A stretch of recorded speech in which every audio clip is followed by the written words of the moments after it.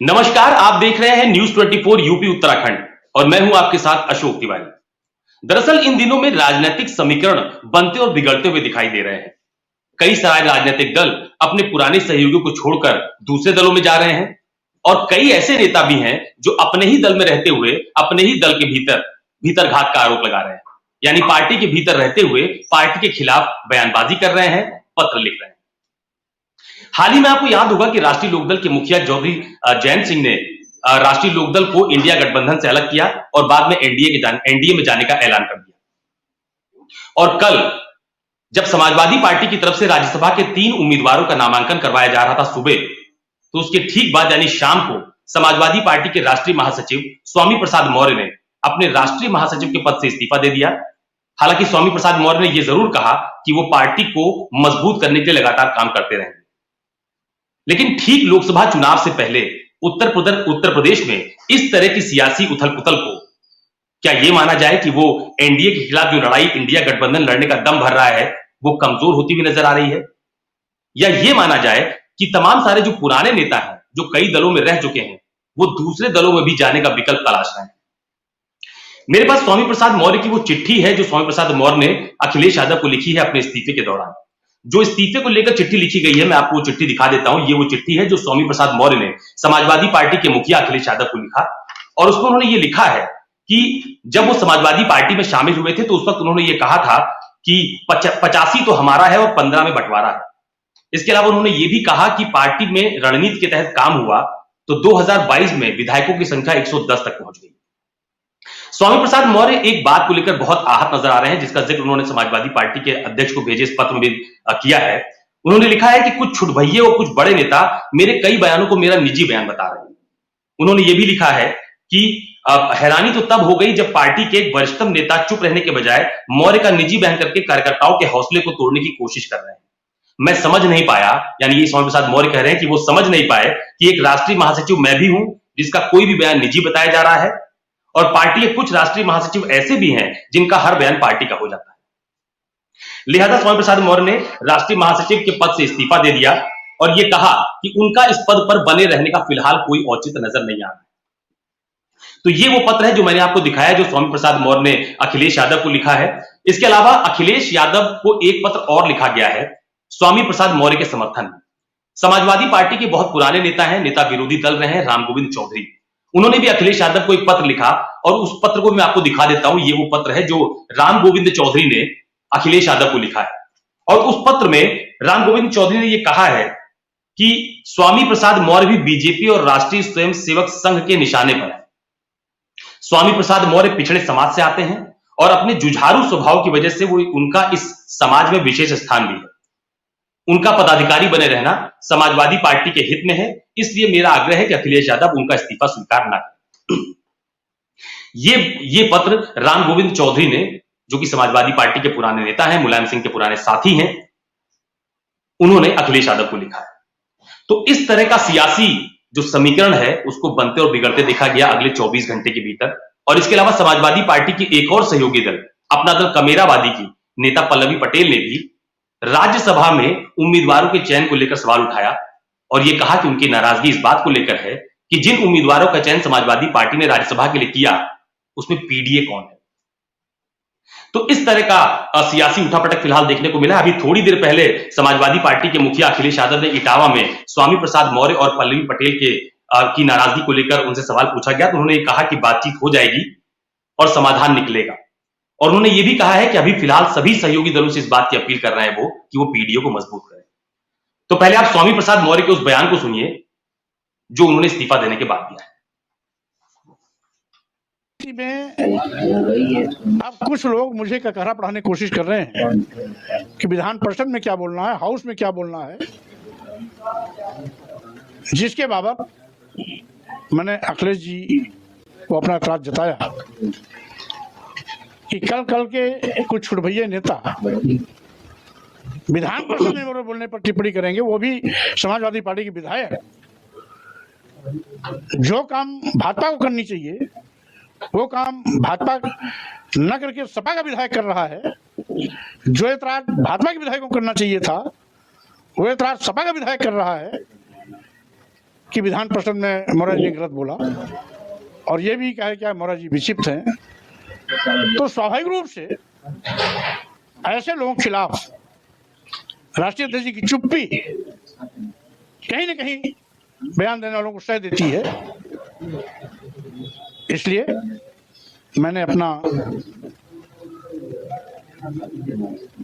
ये सारी भावना राष्ट्रीय अध्यक्ष को अवगत कराई, मौखिक भी कराई, पत्र के माध्यम से भी कराई और ये भी कहा कि अगर आज से प्रभावी अंकुश नहीं लगा पाते हैं और ये भेदभावपूर्ण अगर राष्ट्रीय महासचिव का पद है तो ऐसे पद पर मुझे रहने की आवश्यकता नहीं है।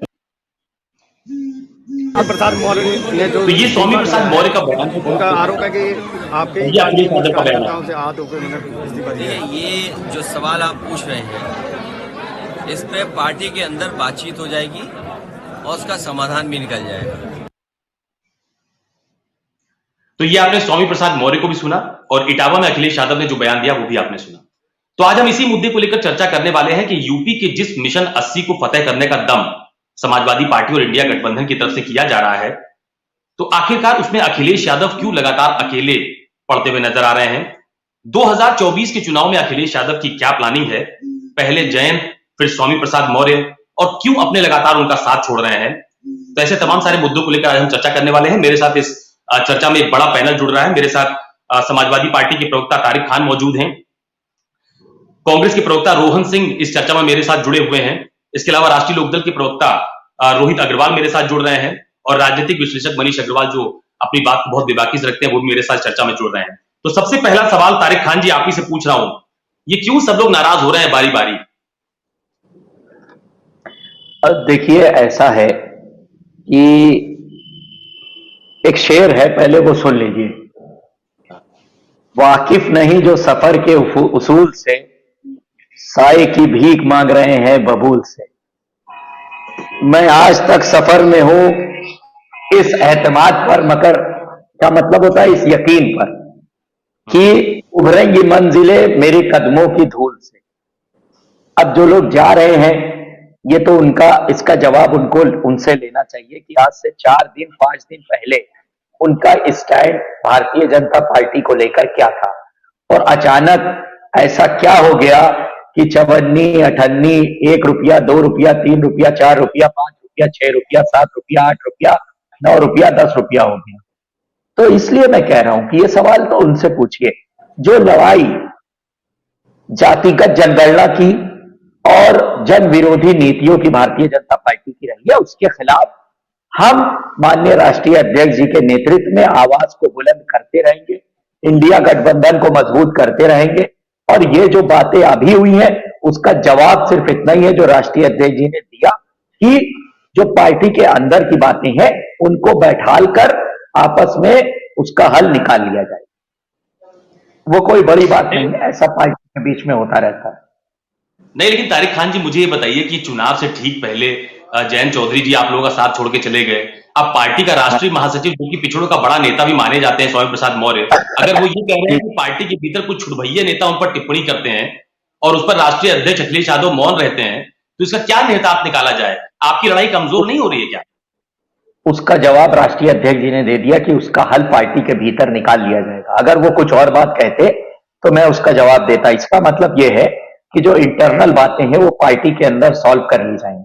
बाकी रही बात आरएलडी की, तो इन लोगों को क्षणिक जो लाभ होता है, क्षणिक लाभ, जैसे अभी कुछ सीटें राज्यसभा की या स्टेट में मंत्रालय, इन सब के लिए ये लोग पाला बदल रहे हैं। मगर जो जज है जनता वो बारीकी से नजर रखती है और बटन दबाते टाइम ध्यान रखेगी कि आपने जो पलटी मारी है बीच में वो क्यों मारी, किस मकसद से मारी, क्या चाहने के लिए मारी, क्या पाने के लिए मारी, क्या मिला आपको।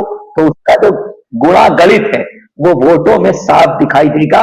मैं इसका दावा करता हूं, इसका वादा करता हूं कि वेस्टर्न यूपी में इनकी पार्टी को उसका जवाब ईवीएम पे जरूर मिलेगा। वो जनता बराबर माकूल जवाब पलट के बराबर देगी एकदम, वो कहीं नहीं जा। क्योंकि भाई आप के अभी 4 दिन पहले तक ये था कि भाई बीजेपी को खत्म करना है और इन लोगों ने देश को बर्बाद कर दिया, लूट दिया।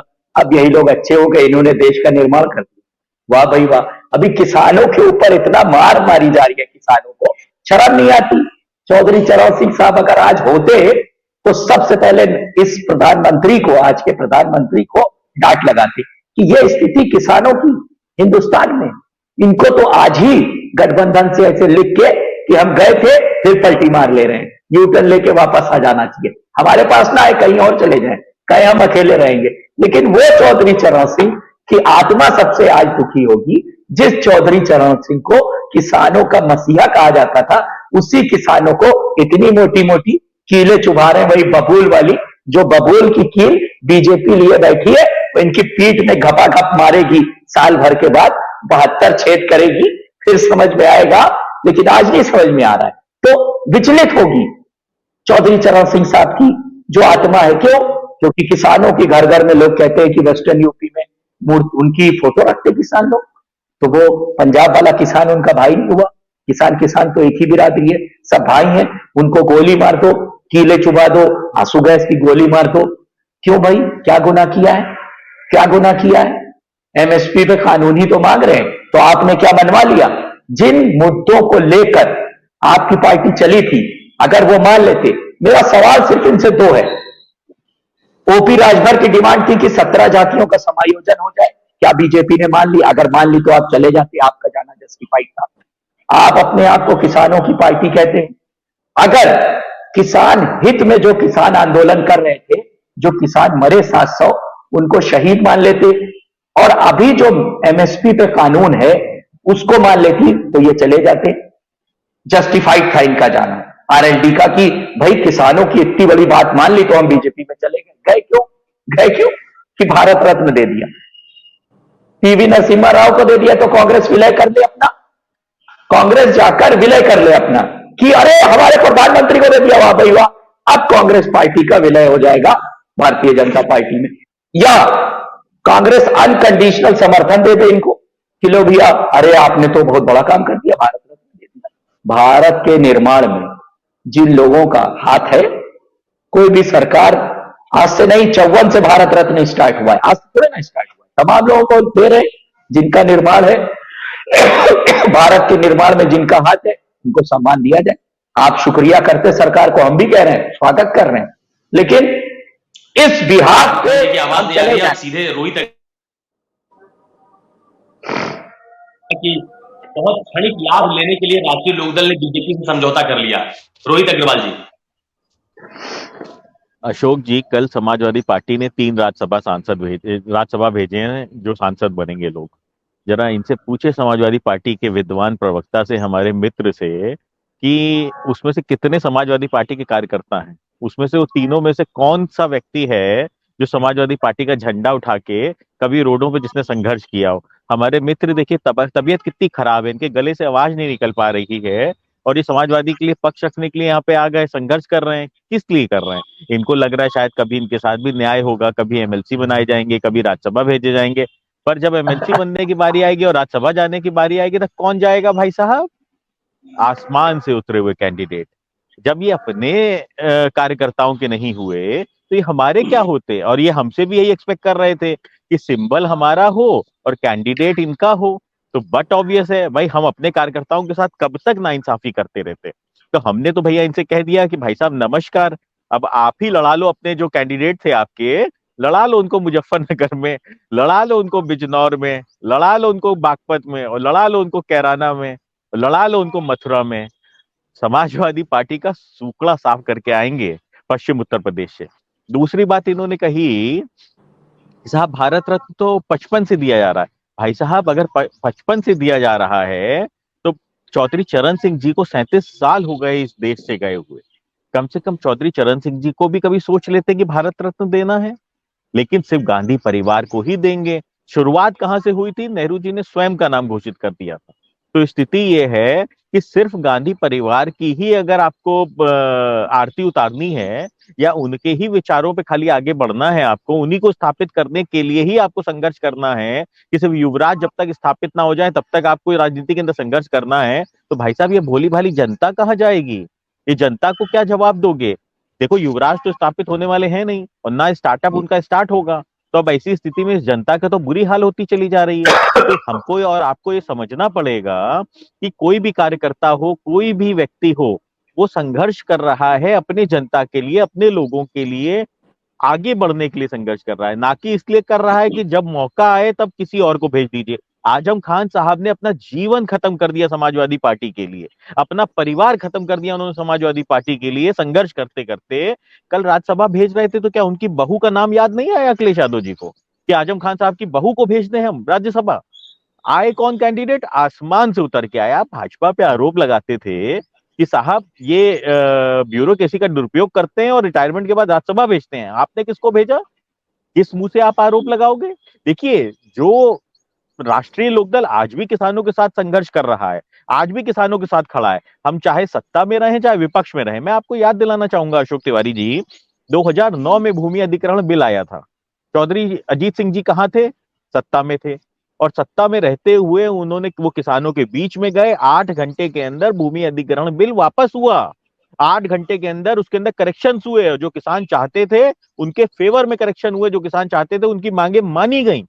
8 घंटे लगे थे उनको कुल, सत्ता में रहते हुए वो आंदोलन के बीच में गए। और 2021 में राष्ट्रीय लोकदल अकेले माननीय जयंत चौधरी जी, चौधरी अजीत सिंह जी और राष्ट्रीय लोकदल खड़ा था किसानों के साथ।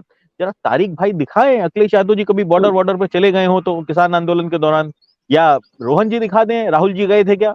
तो देखिए, स्थिति ये है कि तब तो खाली अकेले संघर्ष कर रहा था राष्ट्रीय लोकदल, और राष्ट्रीय लोकदल मजबूती से किसानों के साथ खड़ा रहा, किसान आंदोलन को बचाने का काम किया।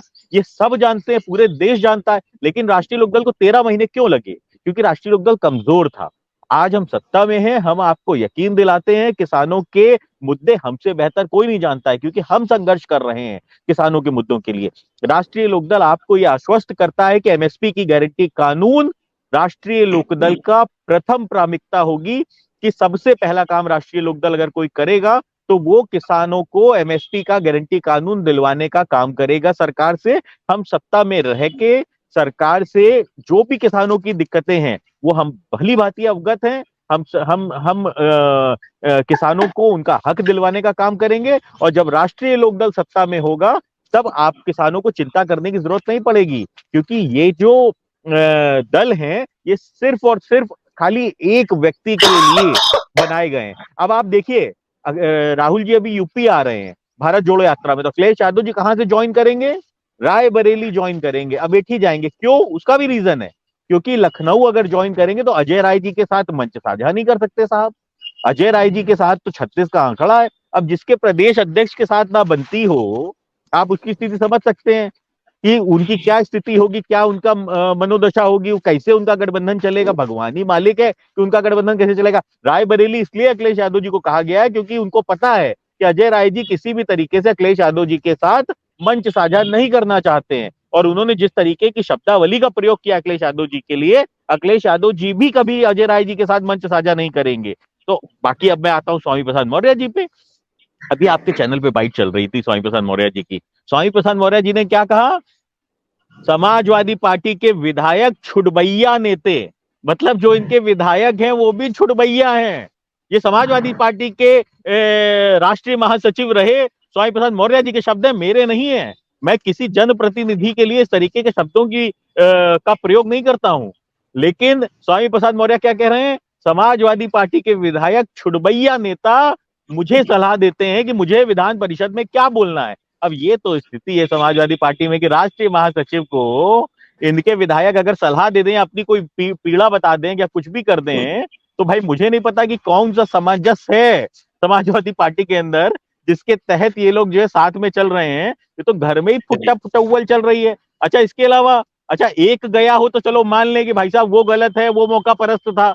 अगर खाली राष्ट्रीय लोकदल गया होता तो भाई साहब राष्ट्रीय लोकदल गया, उसके बाद पल्लवी पटेल जी ने भी आज जो बयान दिया है वो हम सबके सामने है, मीडिया के अंदर है, कि किस तरीके से समाजवादी पार्टी पीडीए का सिर्फ नारा देने का काम करती है, और पीडीए का शोषण करने का काम अगर कोई कर रहा है तो समाजवादी पार्टी कर रही है। ये तो पल्लवी पटेल जी ने कहा है भाई, मेरे नारा नहीं है ये तो पल्लवी पटेल जी ने कहा है। और अब मैं तारिक भाई को इतना ही कहूंगा कि तारिक भाई समाजवादी पार्टी में कुछ नहीं रखा है। बीमार होके भी आप डिबेट कर रहे हो, और अंत में जब जब जब राज्यसभा भेजने की बारी आएगी तो आएगा कोई आसमान से उद्योगपति जिसको अखिलेश जी गोदी में बैठा के उसको हवाई जहाज में राज्यसभा भेज देंगे। तो कृपया करके चलिए, अब आप छोड़िए और कांग्रेस अब के प्रवक्ता जनता के रोहन लिए सिंह भी संघर्ष हमारे करिए साथ धरती मौजूद पे हैं। उतर के। रोहन जी, ये जो इंडिया गठबंधन में तमाम जो सहयोगी दल हैं उनकी नाराजगी की बातें जो लगातार सामने आ रही हैं, 2022 के विधानसभा चुनाव के बाद आपने देखा कि अखिलेश यादव का ओम प्रकाश राजभर जी साथ छोड़कर चले गए। उसी दौरान जो केशव देव मौर्य महान दल के नेता थे, उनकी भी दूरी देखने को मिली। और अब जब चुनाव बहुत नजदीक है, जब गठबंधन बहुत मजबूती से एनडीए के मुकाबला करने का दम भर रहा है, उस वक्त अगर पार्टी का राष्ट्रीय महासचिव नाराजगी जताता है और दूसरे सहयोगी दल जो कि आपके इंडिया गठबंधन का हिस्सा है, अपना दल कमेरावादी, उनकी नेता कहती है कि पीडीए कहीं नहीं है, तो क्या इसका नुकसान नहीं होगा? रोहन सिंह जी।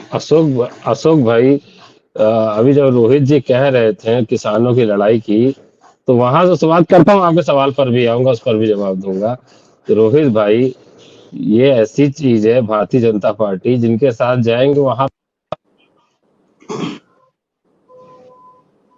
देखिए ऐसा है, मतलब प्रकृति भी साथ नहीं देती है। जैसे ही रोहन भाई ने झूठ बोलने की कोशिश की, वैसे ही नेटवर्क चला गया रोहन भाई का। तो प्रकृति भी साथ नहीं देती है, देखिए झूठ बोलने वालों का। रोहन भाई अब कुछ नहीं रखा है कांग्रेस में, यकीन मानिए कांग्रेस में कुछ नहीं है। अब मैं सीधे मनीष अग्रवाल जी के पास जा रहा हूं। मनीष जी, मुझे बताइए, ये जो राजनीतिक उठापटक उत्तर प्रदेश में देखने को मिल रही है, दलों का इधर उधर जाना, कहां नफा नुकसान देख रहे हैं आप? देखिए, मैं आपको ये बताना चाहूंगा कि अखिलेश यादव जी ने पीडीए का इतना बड़ा मुद्दा उठा के कल राज्यसभा में उसका रिफ्लेक्शन नहीं दिखाया, जो कि उन्हें दिखाना चाहिए था। रोहित जी कह रहे हैं कि आरएलडी, मैं रोहित जी से भी पूछना चाहूंगा कि आरएलडी को कभी राज्यसभा का मौका मिलेगा तो क्या आरएलडी रोहित जी को भेजेगी? तो भी एक ही चॉइस सर बिल्कुल भेजेगी, मनीष अग्रवाल जी बिल्कुल भेजेगी, राष्ट्रीय लोकदल बिल्कुल भेजेगी। ना हो तो एक बार अशोक तिवारी जी से पूछ लीजिए, नेटवर्क खराब हो गया, अगर राज्यसभा का मौका मिलेगा तो अपने कार्यकर्ता को ही भेजेगी। वो चाहे रोहित अग्रवाल हो, वो चाहे अनिल दुबे हो, वो चाहे त्रिलोक त्यागी हो, लेकिन जाएगा राष्ट्रीय लोकदल का कार्यकर्ता। क्योंकि आज राष्ट्रीय लोकदल के माननीय जयंत चौधरी जी ने निर्णय लिया कि हम अपने कार्यकर्ता के साथ नाइंसाफी नहीं करेंगे, इसलिए उन्होंने गठबंधन के साथ गठबंधन तोड़ा है। तो इसलिए भाई साहब, राज्यसभा बिल्कुल भेजेगी राष्ट्रीय लोकदल। अशोक भाई, रोहित भाई ये कहना चाह रहे हैं, अशोक भाई मनीष जी की बात पूरी हो जाए। रोहन जी आ रहे हैं आपके पास, मनीष जी बात पूरी कीजिए अपनी। देखिए रोहित जी, आप अपने समय पे जवाब दीजिएगा। इस समय आपकी पार्टी से कौन है राज्यसभा में? नहीं, आप अपनी बात पूरी कीजिए जब आपका समय आए तो। हाँ। तो इसलिए देखिए, मैं इन चीजों को व्यक्तिगत पे नहीं ले जाना चाहता, लेकिन मैं आपको ये बताना चाहता हूँ कि भाजपा जो है 14 में 70 प्लस सीटें लेके आती है, 19 में 60 प्लस सीटें लेके आती है, फिर भी आज उसके पास आरजेडी को अकोमोडेट करने की जगह है। वो नीतीश कुमार को वापस लेके आती है। और जो पार्टियां यूपी में 3 सीट, 4 सीट, 5 सीट, 1 सीट पे हैं, आज वो इन लोगों को अकोमोडेट नहीं कर पा रही, क्योंकि वो सीट्स पे आज भी ध्यान दे रही है। उन्हें ये नहीं मालूम कि इसका वोट पे और पब्लिक पे क्या इम्पैक्ट आएगा। क्या आरएलडी के आने से सिर्फ यूपी में ही फर्क आएगा? नहीं, इसका फर्क राजस्थान में भी आएगा, इसका फर्क हरियाणा में भी आएगा। एक सोशल मैसेज भी जाएगी कि किसानों के आंदोलन के पहले इतनी बड़ी पार्टी बीजेपी में किसानों के नेता की आके शामिल हुई। तो इन लोग को ये देखना पड़ेगा कि ये लोग जो इंडी अलायंस लेके चल रहे हैं, वो अलायंस कब तक रहेगा। अलायंस नहीं रहेगा, वो मुझे लगता है सिर्फ कांग्रेस पार्टी का एक पिक्चर रहेगी कि कांग्रेस पार्टी अकेले ही चुनाव लड़ेगी। अखिलेश यादव जी और कांग्रेस पार्टी के अभी कैंडिडेट्स डिक्लेयर्ड नहीं है यूपी में, कोई सीटिंग अरेंजमेंट डिक्लेयर्ड नहीं है, कोई कॉमन मिनिमम प्रोग्राम नहीं है। अब ये लोग ये कहेंगे हम लोग जनता के बीच में जाके बता रहे हैं, पता नहीं कहां से सुन रही है इन लोग से। लेकिन इन लोगों को आज के संसाधनों का इस्तेमाल करना पड़ेगा, अपनी पॉलिसीज को कैसे ही उसको टेको। इनके पास एक मौका आया था राज्यसभा के रूप में पीडीए की झलक दिखाने का, वो पब्लिक को ये नहीं दिखा पाए। अभी कुछ दिन बाद वो मौका एमएलसी में भी मिलेगा। तो मैं आपसे यही कहना चाहूंगा कि इन लोगों को राजनीतिक समावेश देखना चाहिए। ये लोग ज्यादातर ये देख रहे हैं कि हम कहाँ जीतेंगे, कहाँ हारेंगे, और उसकी पिक्चर इनके पास 19 की सामने है कि कौन कहाँ जीता था, कौन हारा था। और अब ये फिर इसी प्रकार भाजपा को एक वॉकओवर देने की कोशिश कर रहे हैं, उत्तर प्रदेश में भी और देश में भी, क्योंकि इनके अलायंस विजिबल नहीं। आप देखिए राहुल गांधी की न्याय यात्रा को यूपी में कट शॉर्ट कर दिया गया है। यूपी में एक ही सीट थी कांग्रेस को, वो भी आज उनकी सोनिया गांधी जी राज्यसभा से, राजस्थान से राज्यसभा चली गई है। तो वो एक सीट उन्होंने वेकेट कर दी है किसी प्रोबेबल कैंडिडेट के लिए। तो जनाधार को जोड़ना है, तभी बीजेपी जैसी पार्टी से, जो दुनिया की अपने आप को सबसे बड़ी पार्टी कहती है, उससे विपक्ष लड़ पाएगा। और अगर इसी तरीके से बिखराव होता रहेगा, कबीराबादी जी, पल्लवी जी की बात हो रही थी, उन्होंने एक बीजेपी के बहुत बड़े नेता को अभी इसी विधानसभा चुनाव में परास्त करा था। तो इसका मतलब उनका उस क्षेत्र में जनाधार है, वोट इम्पैक्ट है। और अगर आज वो आपसे रुष्ट हैं, क्या भी कारण है, लेकिन कल को जब वो वोट्स में तब्दील होगा तो उस तरफ की सीटों पे काफी इम्पैक्ट आएगा इसका। बिल्कुल। रोहन सिंह जी, आपसे संपर्क टूट गया था, आपकी बात पूरी तरह से नहीं आ पाई थी। मेरा सवाल आपसे यही है कि इंडिया गठबंधन एनडीए को हराने का दम तो भर रहा है, लेकिन एक एक करके सारे साथी साथ छोड़ रहे हैं, नाराजगी सामने आ रही है, नुकसान नहीं होगा क्या? अशोक भाई, लोग जुड़ भी रहे हैं, कोई ये मतलब मैं हमेशा ये बात कहता हूँ, वहीं से शुरू करूंगा कि क्या कहते हैं, ये वो गलतियां होंगी जो सदियों याद रखी जाएंगी। नरेंद्र मोदी, ये 2024 का चुनाव साधारण चुनाव नहीं है। नरेंद्र मोदी जी को सत्ता से हटाने की लड़ाई जो है वो बहुत बड़ी है।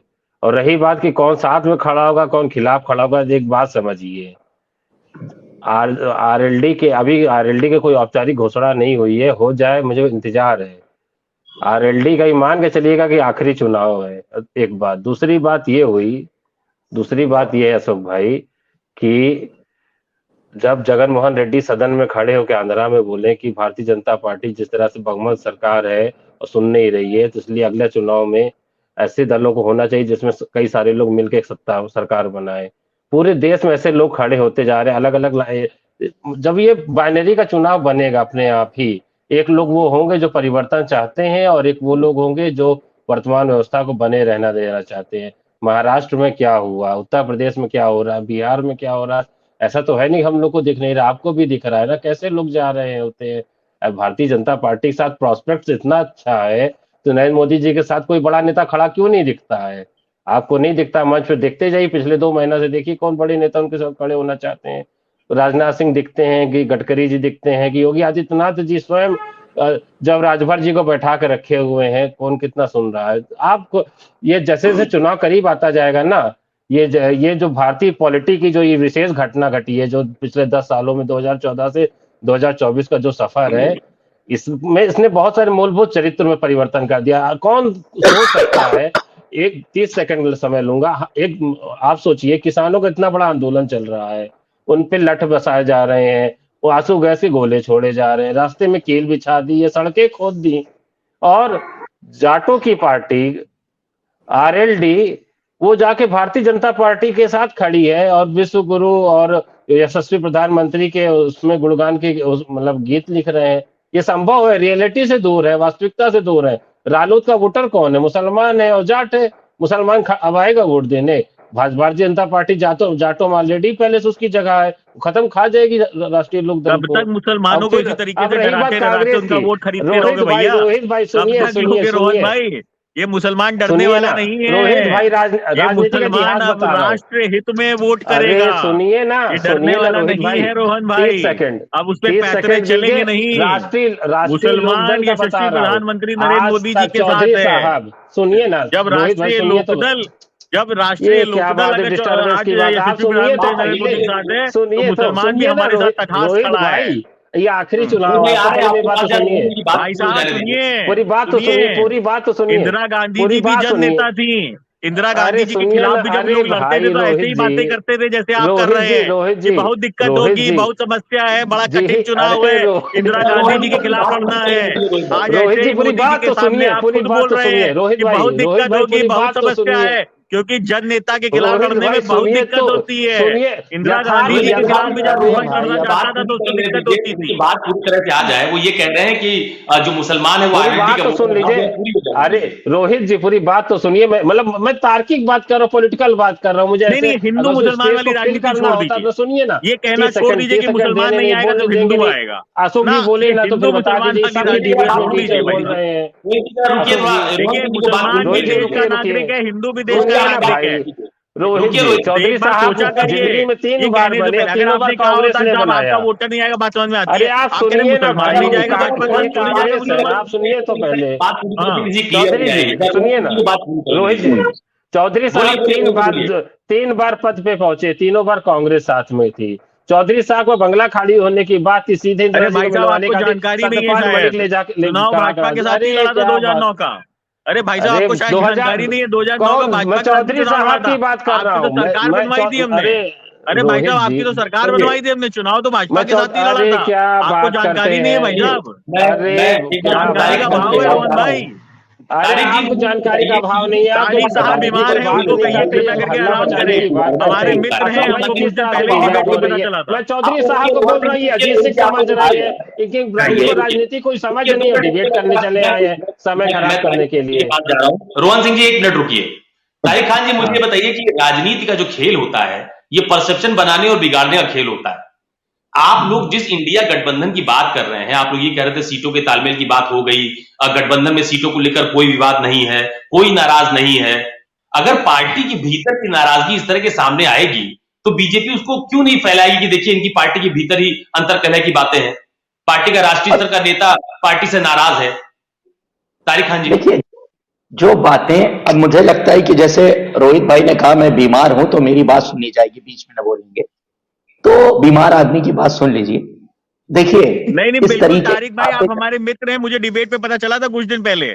मैं आपको बिल्कुल सलाह देता हूं कि आप बीमार हैं, आप कृपया करके संघर्ष मत करिए। ये लोग आपके साथ न्याय कभी नहीं करेंगे, मेरे मित्र, मेरे दोस्त, आपके साथ न्याय कभी नहीं करेंगे। ये मेरी व्यक्तिगत सलाह है आपको। ये आपके साथ न्याय कभी नहीं करेंगे। इन्होंने हमारे साथ न्याय नहीं किया, इन्होंने आजम खान साहब के साथ न्याय नहीं किया, ये आपके साथ भी न्याय नहीं करेंगे। आप मेरे साथ, आप मेरे साथ पढ़े हुए हैं। अभी कुछ दिन पहले डिबेट पे हम लोग को पता चला था, आपको पता है, लाइव डिबेट में हम लोग को पता चला था। तो देखिए तारिक भाई, मेरी आपको सलाह है, अब देश हित में आप हमारे साथ आइए और छोड़ दीजिए इनका साथ।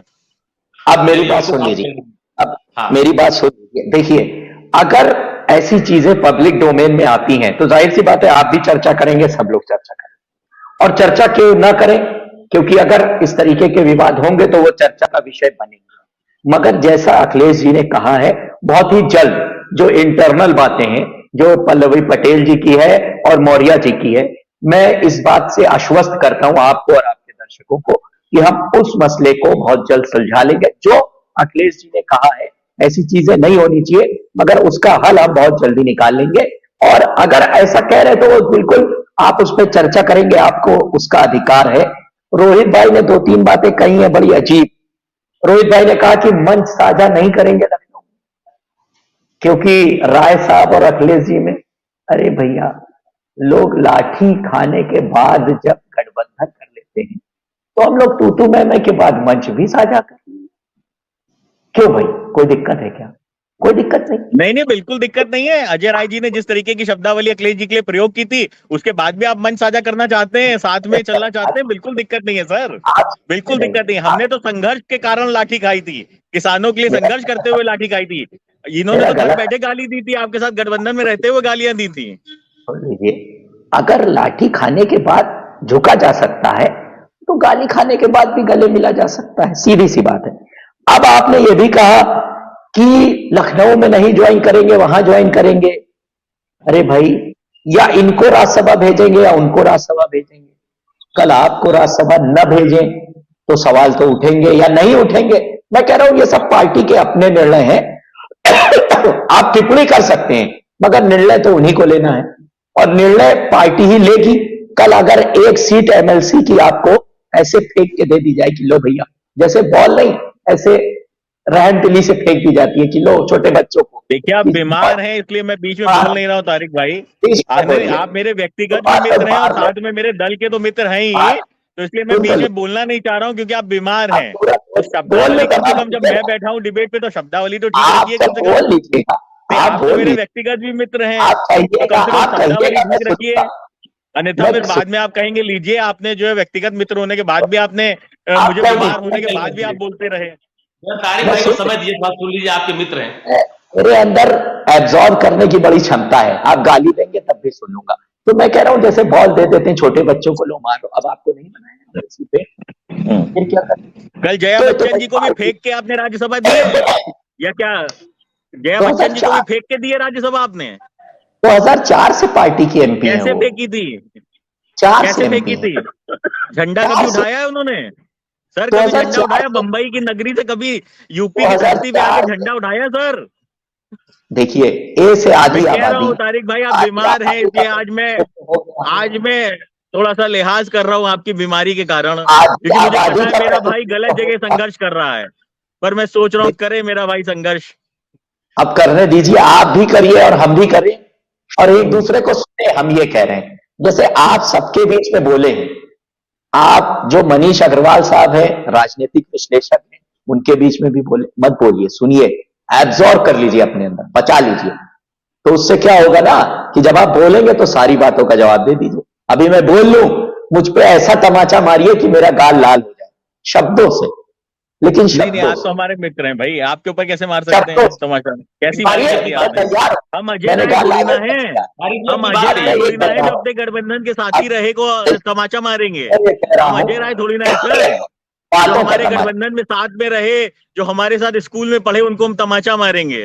बातों का मैं बोलिए, सीधी सी भाई। बात ये कह रहा हूं, अशोक भाई, एक बात ये कह रहा हूं कि हम सब राजनीतिक सिस्टम में इसलिए हैं कि जनहित की बातें जनता तक पहुंचाएं। हमारे मुद्दे एकदम सीधे हैं, जो 3 मूलभूत मुद्दे हैं, जातिगत जनगणना, ओपीएस को लेके आएंगे और अग्निवीर जैसी योजना जिससे नौजवानों का भविष्य खराब हो रहा है। इन तीनों वो हम बातों खत्म को करवा जनता देंगे, को उसकी चिंता मत करिए। ये मुद्दे बचेंगे देखिए, नहीं, तीनों मुद्दे हम सॉल्व करवाएंगे। आप ये अगर तीनों सॉल्व हमारे करवा मुद्दे के हैं। गए होते, एक बार भी आपने बात की, मंत्रालय की तो बात कर ली, मगर आपने बात की कौन सा मंत्रालय आपने भाई साहब? कौन सा मंत्रालय मिल रहा है हमें? यूपी में नहीं जो नहीं, मंत्रालय मैंने आपने कहा मंत्रालय की बात कर ली, यूपी कौन वाले सा मंत्रालय, मंत्रालय मिल रहा है हमें? यूपी हमारी में तो 3 कोई बात मंत्री हुई कर रहे हैं। नहीं। परंतु आप सीट की अगर ये बात इस तरीके की बात करेंगे तो जब बताइए कौन सा मंत्रालय मिल रहा है? सीट की बात की, सीट की बात की आपने, सीट शेयरिंग की बात की। हमने कोई बात नहीं की है। तो जब हमने आप भारतीय गए जनता पार्टी के गठबंधन साथ में, कोई बात नहीं की जब है। आप गए भारतीय गठबंधन में, तो आपने किसानों की बात की, आपने कहा कि किसानों पे गोलियां क्यों चला रहे हो, आपने रुकवाया उनको। अगर आप हाँ रुकवा बिल्कुल लेते, कहा, बिल्कुल कब कहा कहा, और कब बिल्कुल कहा, रुकवाया और स्टेटमेंट बिल्कुल दिखाइए, रुकवाएंगे, कब बिल्कुल आपने रुकवाएंगे। स्टेटमेंट दिया, आपने बीजेपी के खिलाफ स्टेटमेंट दिया गठबंधन में रह के, तब तो मैं सलाम करता अभी आपको, हाँ हाँ, ट्विटर पे देख के जाइए, सलाम अभी करता। जाइए, लाइव डिबेट पे जाइए और मेरा स्टेटमेंट सुनिए। मैंने स्टेटमेंट आपने दिया है, अब लाइव नेता का डिबेट पे स्टेटमेंट आप दिलाइएगा, सैल्यूट करिए ना। आप आपने करिए कहा यहाँ था कि मैं बीच में। लाइव डिबेट पे आपको सैल्यूट करता। अब आप आप अभी ट्विटर छोड़िए, पे जाइए मेरे, और आप आप देखिए मेरा बीजेपी स्टेटमेंट है गठबंधन वहां पे, तोड़िए, किसानों के हक में स्टेटमेंट है। आप नहीं नहीं, गठबंधन अब अपनी तोड़िए, बात से पलटिए मत, आप अपनी बात से गठबंधन पलटिए मत। तोड़िए, गठबंधन तोड़िए फिर आप। आप देखिए, तो ये तो गलत बात हो गई। तो आपने अभी कहा अगर आपने स्टेटमेंट दिया होगा तो मैं सैल्यूट करूंगा लाइव डिबेट पे। अब किसानों आप को ट्विटर गोली पे मारेंगे जाइए वो लोग, और आपको आप मेरा फंसा दे। स्टेटमेंट सुनिए, आप और अपनी जो आपने बात कही है उसको आप पूरा करिए। आप अभी आप ट्विटर पे करिए जाइए और बिल्कुल। आप अभी स्टेटमेंट चेक करिए मेरा, आप अभी देखिए, स्टेटमेंट मेरा चेक करिए, किसानों मैं के कह हित में रहा मैंने स्टेटमेंट दिया है। हूं, रोहित भाई एक बात समझ लीजिए मेरी, ये किसान विरोधी जो एक बात अगर आप मनवा लेते, मुझे 10 सेकंड नॉन इंटरप्टेड आप बोलने दीजिए, फिर आप बोलिएगा, मैं चुप जाऊंगा। एक मांग अगर आप मनवा लेते चौधरी चरण सिंह के नाम पर और कहते कि मध्य भारत रत्न, और मान लो एमएसपी वाला कानून, आपके जाना जो वेस्टर्न यूपी का किसान है, पूरा किसान, धर्म नहीं आता उसके बीच में, वो आपको सलाम करता, वोट भी देता। आपने जो आपके पूर्वजों का वोट बैंक था उसका नुकसान किया, याद रखिएगा इस बात को। और आपके नेता ने अगर ये बात नहीं कही है तो जनता का और वोट बैंक हर चीज का, जो 8 विधायक आपके जिताए वो बीजेपी के खिलाफ लोगों ने वोट दिया था, जनादेश का अनादर किया आपने, 7-8 विधायक जो आपके जीते हैं। इसलिए मैं कह रहा हूं, अगर आप बीजेपी से खुल के कहते, पहले कंडीशन रखते कि किसानों की मांग मांगो, आ रहे हैं, तो जनता के सामने जस्टिफाइड होता। मैं कौन होता हूं, मेरी क्या हैसियत है, मेरे सामने क्यों जस्टिफाई कराएंगे आप? लेकिन आपके स्टैंड जनता के सामने जस्टिफाइड नहीं है। किसानों को गोली मारी जा रही है, उनके खून निकल रहे, उनको दिल्ली नहीं आने दिया, जरा कर लेते प्रदर्शन, क्या होता? यही बात करवा देते कि उनको जो एजिटेशन है, कमेटी बनाकर कम से कम उनकी मांगे ही सुन ली जाए। कुछ हुआ? कुछ हुआ? कुछ हुआ? उनके साथ तो सुलूक ऐसा हो रहा है जैसे वो टेररिस्ट है, वो टेररिस्ट है, वो किसी अन्य देश से आए हैं। पाकिस्तान, वो Punjab is not a part of India, Punjab is not a part of India, Punjab Hindustan का हिस्सा नहीं है, वो दिल्ली नहीं आ सकते। अरे आए, प्रोटेस्ट करें, अगर वो प्रोटेस्ट कर देंगे देश में मैसेज चला जाएगा कि लोग एक प्रांत के भारतीय जनता पार्टी के खिलाफ हैं। आप वो मैसेज ही नहीं जाना देना चाहते, यही मैसेज डेमोक्रेसी है। क्या चिल्लाया करते 24 घंटा डेमोक्रेसी का मर्डर हो रहा है, this means murder of democracy. Murder of democracy नहीं चिल्लाना चाहिए। ये क्या होता है? ये तो शब्द ही मुझे अजीब लगता है, ये कोई शब्द ही नहीं। असली बात ये है, किसान आ जाते दिल्ली तो मैसेज चला जाता, you want to kill that message, और वही मैसेज लोकतंत्र है। जब लोकतंत्र में मैसेज मर जाता है तब लोकतंत्र मरता है। आप मैसेज मार रहे हो, मैसेज मार रहे हो भाई, तो मैसेज मत मारो। आप रहो साथ में, आप रहो साथ में, क्या दिक्कत है? कई बार लोग इधर उधर जाते हैं, मौका पड़ेगा, बात उधर जब खराब होगी तो फिर चले आइएगा, स्वागत करेंगे बाहें फैलाकर। ये बढ़िया है, ये बढ़िया है। इसको जहां आप लोग चला जाए फिर बुला लेंगे। मनीष अग्रवाल जी, मुझे ये बताइए कि ये जो मूल सवाल था आज शुरुआती इस डिबेट का, जो मैं कह रहा था कि जयंत चौधरी जी चले गए, स्वामी प्रसाद मौर्य नाराज है, पल्लवी पटेल नाराज है, तो अब उत्तर प्रदेश में इंडिया गठबंधन में दो मजबूत दल फिलहाल नजर आ रहे हैं, समाजवादी पार्टी और कांग्रेस। कांग्रेस की स्थिति पिछले कई चुनावों से उत्तर प्रदेश में बहुत अच्छी नहीं रही है, परिणाम उनके फेवर में नहीं आए हैं। तो ऐसे में अब कैसे लड़ाई देख रहे हैं आप एनडीए बनाम इंडिया की यूपी? देखिए, अभी समाजवादी पार्टी के प्रवक्ता कह रहे थे कि उनका एक मुद्दा है जातिगत जनगणना कराना। कांग्रेस उनके संग है, तो क्या वो कांग्रेस शासित राज्यों में कांग्रेस से कहेंगे कि जातिगत जनगणना कराए? नहीं कहिए। एक कर्नाटका में रिपोर्ट आई हुई है और फ्लोर पे नहीं आ रही, पब्लिश नहीं हो पा रही पॉलिटिकल रीजंस के कारण। बिहार में ये एक एक्सपेरिमेंट हुआ जो कि फेल हो गया। तो जो राष्ट्रीय मुद्दे हैं और जो प्रदेश के मुद्दे हैं, उनके सामंजस्य का अभी कोई कैलेंडर नहीं है। मुद्दे अपनी अपनी जगह सब उठाते हैं। अब किसानों का मुद्दा है, आरएलडी अब भाजपा के साथ है कुछ दिन से, कुछ दिन पहले तक अखिलेश जी के साथ थी। क्या कोई बड़ा प्रदर्शन हुआ किसानों के लिए? आज भी ये जो किसान प्रदर्शन कर रहे हैं, ये खुद ये कह रहे हैं कि ये पॉलिटिकल बैकिंग से नहीं है, ये अपना स्वयं में प्रदर्शन कर रहे हैं, अपने हकों के लिए खुद लड़ रहे हैं। कोई राजनीतिक पार्टी का इन्हें संरक्षण नहीं है, ऐसा उनका कहना है। अब है या नहीं है ये तो कोई नहीं जानता। तो जब इनके पास ये मुद्दे होते हैं तो क्या ये इसे लोकसभा में, विधानसभा में उठाते हैं? क्या इन्होंने ये सवाल पूछे वहां कांग्रेस ने लोकसभा में कि जो किसानों का पिछला आंदोलन हुआ था उसके बाद उन कमेटियों की रिपोर्ट क्या आई? राहुल गांधी जी कहते हैं अब हम एमएसपी लागू कर देंगे। क्या उसकी इकोनॉमिक इम्पैक्ट की कोई स्टडी कर रहा है कि एमएसपी देने के बाद क्या देश की अर्थव्यवस्था पे इकोनॉमिक इम्पैक्ट आएगा? पॉलिटिकल प्रोमिसेस से चुनाव नहीं जीते जाते। आज जनता इन चीजों को समझ रही है कि ये जो प्रोमिसेस होते हैं कौन से डिलीवर होते हैं, कौन से डिलीवर नहीं हो पाते। इसीलिए जनाधार में इतना बड़ा बदलाव दिख रहा है। अभी कांग्रेस के प्रवक्ता जो इस समय मौजूद नहीं है, मुस्लिम वोट की बात कर रहे थे। उस जातिगत वोट से पहले चुनाव जीते जाते थे, आज नहीं जीते जाते। मैं बार बार कहता हूं, 2019 के चुनाव में भाजपा 224 सीटें 50% वोट के ज्यादा से जीती थी। इस बार अगर वो 272 सीटें 50% वोट से ज्यादा से जीतती है तो ये सारे MY, AY फैक्टर फेल हो जाएंगे। इन लोगों को इस चीज का एहसास रखना चाहिए कि फिर एक नए तरीके की राजनीति देश में शुरू होगी, जिसमें ये छोटे फैक्टर्स, ये जातिगत फैक्टर्स जो है उस निर्णय को बाधित नहीं कर पाएंगे। अगर सेना के लिए सरकार कोई योजना लाती है तो क्या इन्होंने जब लोकसभा चल रही थी उस मुद्दों को वहां उठाया कि ये योजना पे हम ये सवाल जानना चाहते हैं? कोई डेटा, कोई फैक्ट कुछ नहीं मांगते ये सरकार से। जब लोकसभा और राज्यसभा का सेशन होता है तो ये अलग मुद्दों पे हंगामा करके वॉकआउट करते हैं। जब बजट का सेशन होता है, पब्लिक के बीच में जाते हैं, तब ये मुद्दे आ जाते हैं कि हम एमएसपी लाएंगे, हम ये लाएंगे, हम वो लाएंगे। लेकिन पब्लिक को मालूम है कि अंततः डिलीवरी कैसे होगी। इसलिए इन लोगों को ये समझना पड़ेगा कि अब ये छोटे छोटे दलगत राजनीति जो है, कुछ एक कास्ट को अपने फेवर में करके आप उसके वोट से अगर ध्रुवीकरण करके जीतना चाहते थे, तो मुझे नहीं लगता अब इलेक्शंस में वो समय बचा है। और अगर ब्रॉडर पर्सपेक्टिव से अब नहीं सोचा जाएगा तो इसका इम्पैक्ट इनके लिए अच्छा नहीं होगा। तारिक खान जी, रिस्पॉन्ड कीजिए, बोलिए आप। और बहुत मनीष भाई, आपने बहुत ही इंटेलेक्चुअल बातें की, लेकिन एक इसका एक काउंटर सवाल उठता है। आपने कहा कि स्केल ऑफ इकोनॉमिक्स की स्टडी नहीं की गई, तो क्या 2 करोड़ नौकरी देंगे? Economics of scales of economics कहेंगे उसको, स्टडी हुई थी, उसकी स्टडी हुई थी।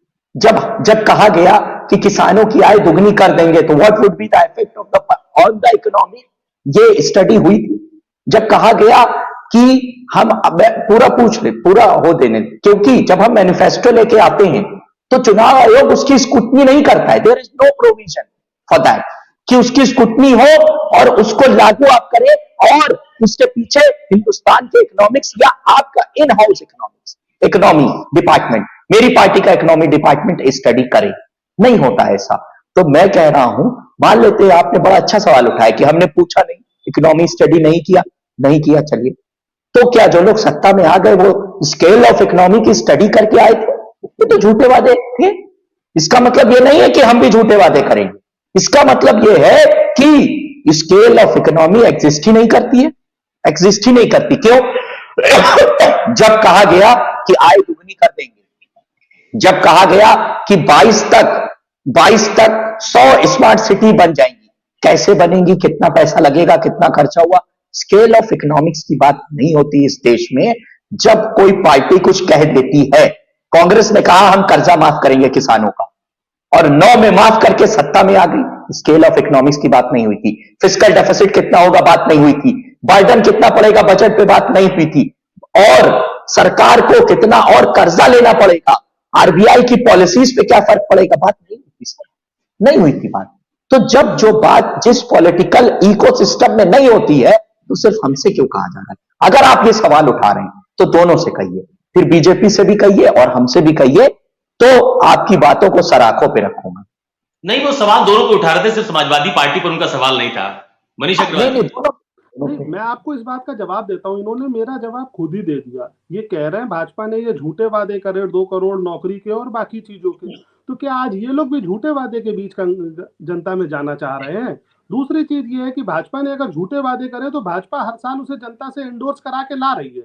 14 के वादे 19 में एंडोर्स करा के लाई। अभी कुछ दिन पहले 5 राज्यों के चुनाव में पूर्ण बहुमत से, कहीं ज्यादा बहुमत से वो एंडोर्स करा के ला रही है, तो उनकी बातें वहां तक जा रही हैं। और ये कांग्रेस ने कहा है, राहुल गांधी ने कहा एमएसपी, मैंने नहीं कहा, समाजवादी पार्टी ने कहा है कि हम एमएसपी दिलवाएंगे। लेकिन अगर वो झूठे वादे कर रहे हैं, आप भी झूठे वादे करोगे तो देश का क्या होगा? लार्जर ऑब्जेक्टिव में सोचना पड़ेगा कि देश का क्या होगा, किन नीतियों का क्या होगा। और आपने तो कल एक बहुत बड़े आर्थिक जानकार को राज्यसभा का टिकट दिया है, उनकी छवि ऐसी है, तो आप उन लोगों के एक्सपीरियंस को यूज करिए, उनसे जानिए, उनसे सीखिए। लेकिन आज पब्लिक इतनी समझदार है इस डेटा के माध्यम में, सोशल मीडिया के माध्यम में, कि वो अपना अच्छा बुरा खुद पढ़ लेती है, समझ लेती है और उससे निष्कर्ष निकाल लेती है। चलिए रोहित अग्रवाल जी, ये अखिलेश यादव जी क्यों अकेले पड़ते जा रहे हैं? आप तो इनके साथ ही रहे हैं। जिस व्यक्ति की नीयत अगर ठीक ना हो,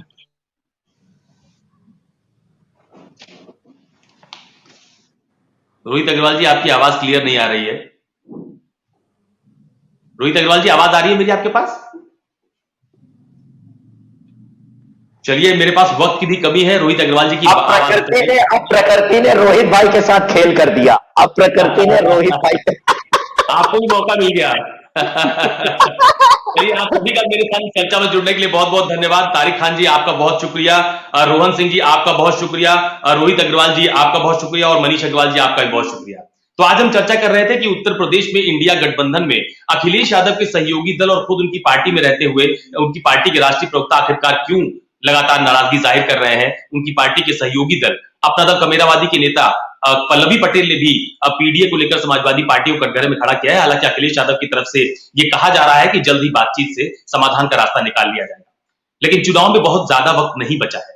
ऐसे में अगर सहयोगी दल नाराज होते रहेंगे और पार्टी के भीतर भी विरोध उसर उठते रहेंगे तो इसका नुकसान भी पार्टी को उठाना पड़ सकता है। फिलहाल आज मेरे लिए बस इतना ही। कल किसी और मुद्दे के साथ आपके सामने फिर हाजिर होऊंगा। तब तक के लिए नमस्कार।